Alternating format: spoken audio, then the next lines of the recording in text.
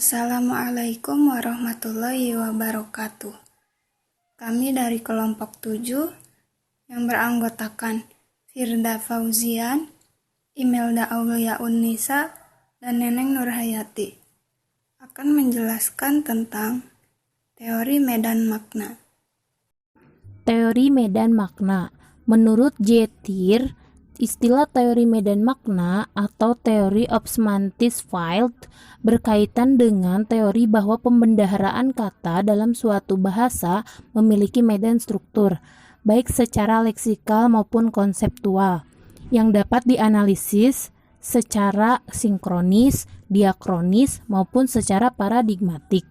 Apabila kita meninjau keberadaan kosakata dalam bahasa Indonesia, kita juga dapat mengetahui bahwa tebaran kosakata dalam bahasa Indonesia itu juga menggambarkan perangkat ciri, konsepsi, dan asosiasi hubungan itu.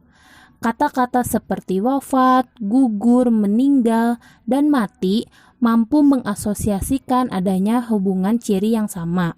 Sementara asosiasi hubungannya dengan kata lain dalam relasi sintagmatik memiliki ciri yang berbeda-beda. Karena itu, seseorang tidak mungkin mengatakan kucingku wafat. Yang selanjutnya, tokoh perkembangan teori medan makna.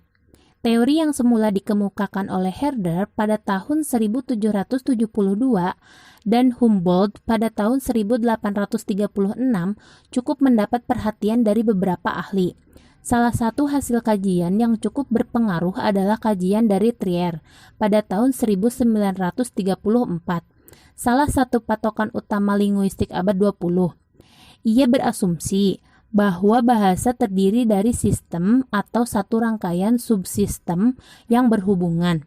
Oleh karena itu, analisis bahasa dipecah-pecah atas subsistem fonologi, morfologi, sintaksis, dan semantik. Hubungan antar unsur dalam subsistem-subsistem itu menentukan nilai dan fungsi masing-masing unsur.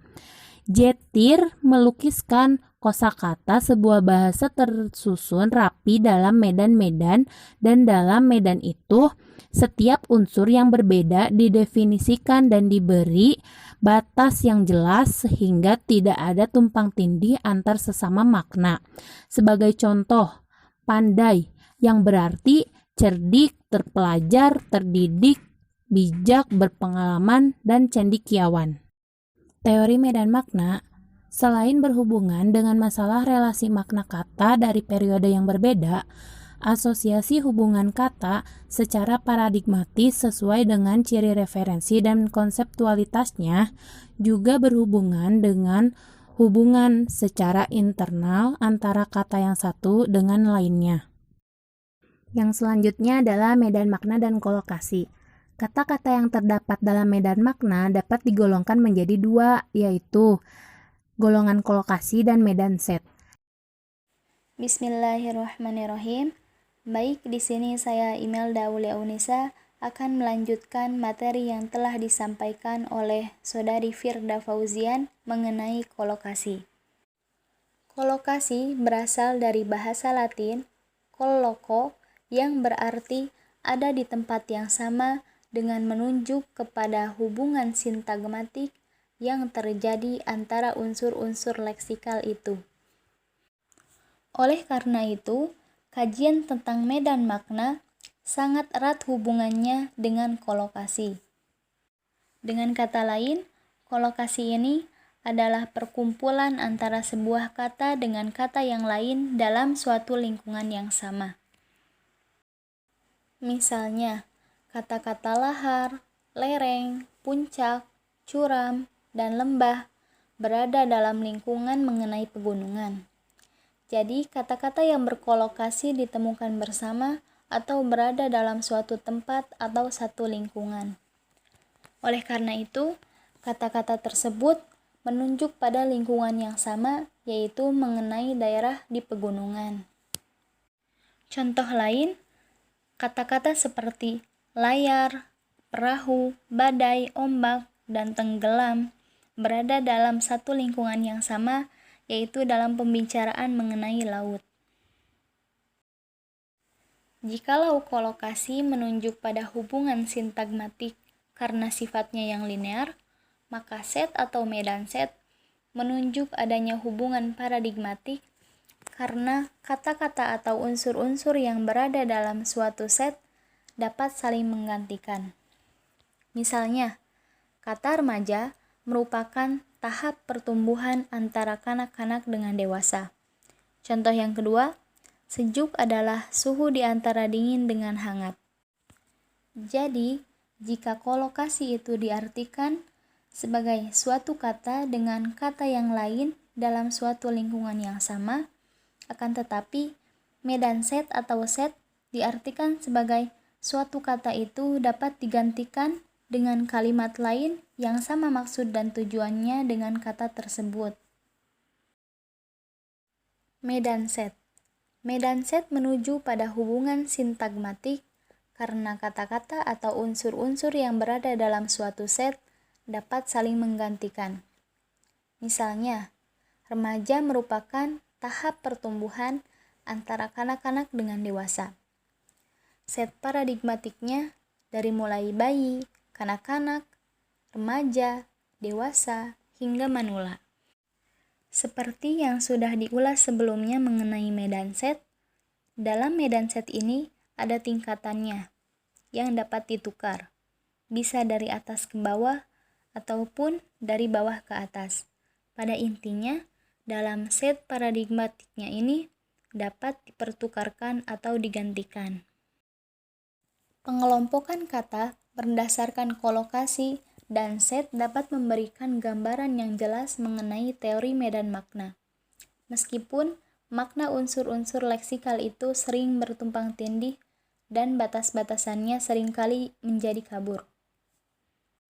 Contohnya, kata remaja selain menunjuk pada jenjang usia antara 14 sampai 17 tahun, juga memiliki makna tambahan, yaitu belum dewasa, keras kepala, bersifat kaku, mudah berubah-ubah.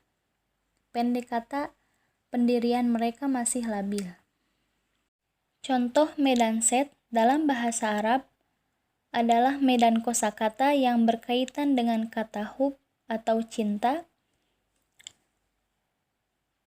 Kata hub di sini bisa digantikan dengan kata al-hawa, al-alaqah, al-kalaf, al-aish, al-jawa, al-huyum, dan yang lainnya. Medan makna terbagi menjadi 3 bagian, yaitu yang pertama verba, yang kedua nomina, dan yang ketiga adjektiva. Medan makna verba. Kata verba dapat diartikan sebagai kata kerja.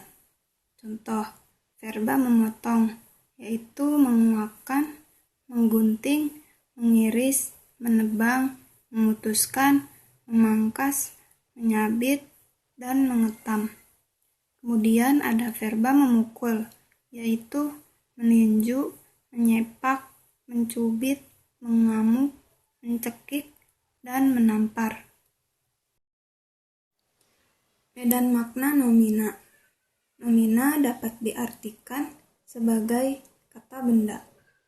Contoh, nomina basi, yaitu busuk dan apak. Perkakas dapur, yaitu periuk, kuali, gelas, mangkok, dan piring. Medan makna adjektiva. Adjektiva diartikan sebagai kata sifat. Contoh, medan makna adjektiva keadaan, yaitu dingin, panas. Khair mengatakan bahwa secara semantik diakui pengelompokan kata atau unsur-unsur leksikal secara kolokasi dan set hanya menyangkut satu segi makna, yaitu makna unsur dasarnya saja. Sedangkan makna seluruh tiap kata atau unsur leksikal itu perlu dilihat dan dikaji secara terpisah dalam kaitannya dengan menggunakan kata atau unsur leksikal tersebut di dalam penuturan. Setiap unsur leksikal memiliki komponen makna masing-masing, yang mungkin ada persamaannya dan ada perbedaannya dengan unsur leksikal lainnya. Terima kasih atas perhatiannya. Wassalamualaikum warahmatullahi wabarakatuh.